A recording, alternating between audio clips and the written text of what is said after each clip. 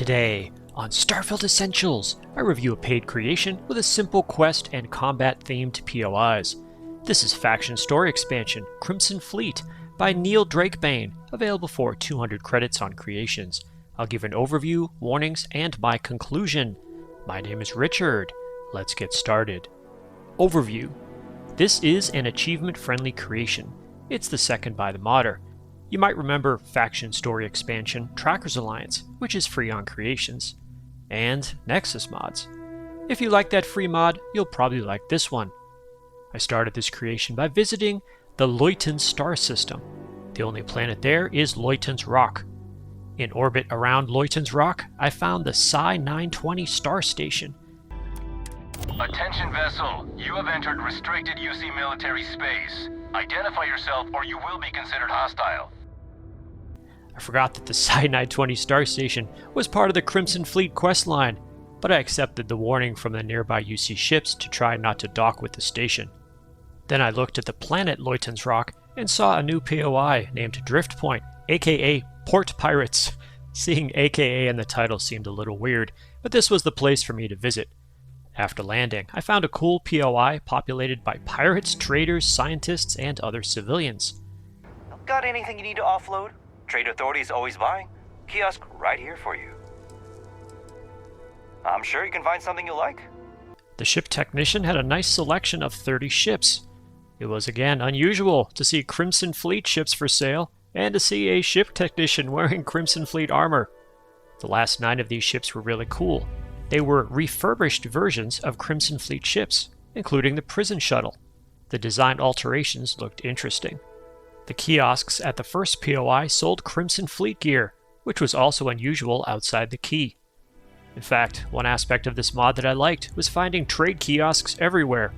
They made it easier to loot enemies and then sell their gear for credits.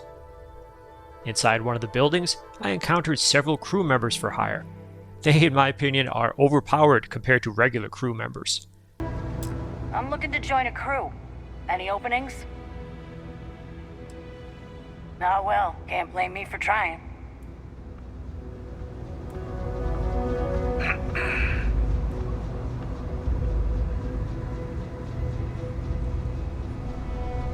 Any vacancies on your crew?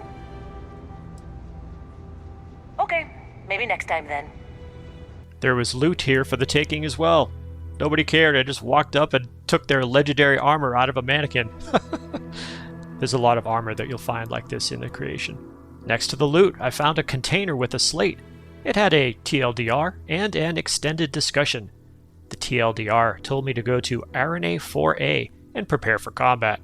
The extended discussion explained how Drift Point was a haven for outlaws, independent traders, and opportunists who favor business over bureaucracy. The trading post was threatened by Aurora smugglers working for Neon Syndicate. Their activities could shut down Drift Point. This was the beginning of visits to 3 hostile POIs.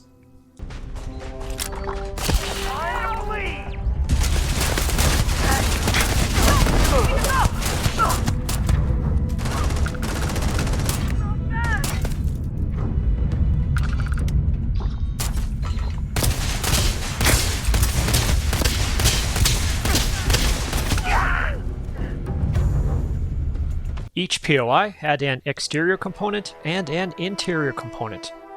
No part of the creation used quest markers. I learned what I had to do and where I had to go by following slates.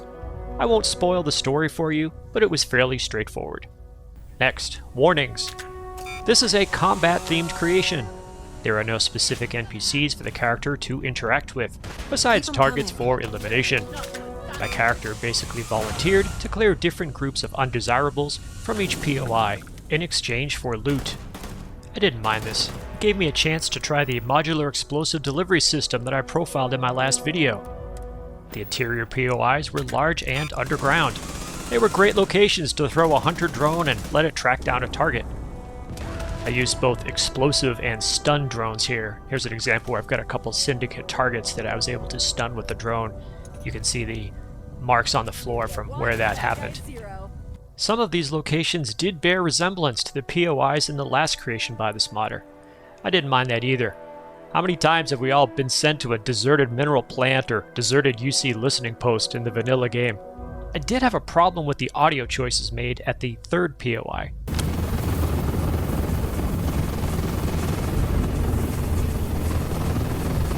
There's a cool visual effect here and elsewhere at the third POI, but the audio is distracting. At first I thought it was a glitch.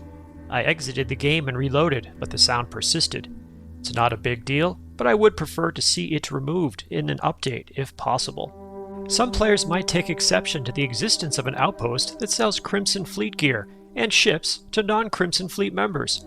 I also think this is a little odd, but I recognize that the group at Driftpoint is a sort of breakaway or independent Crimson Fleet faction. I could easily see Delgado not being able to keep centralized control over all fleet assets.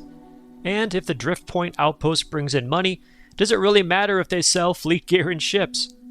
The involvement of one faction, which I will not mention to avoid spoilers, might upset some lore purists. Given the treachery we've seen in the main game, I can accept the direction taken by the modder here. Finally, conclusion. The question is, should you pay 200 credits for this creation? I'm personally always in search of quests. There are hardly any free ones, so I'm open to buying paid ones that fill this gap. It took me about 2 hours to find all the quest slates and clear the POIs. I think 200 credits is a fair price for this, but no more. These POIs are not on the scale or complexity of something like Forgotten Frontiers, so I think 4 for 200 credits is appropriate.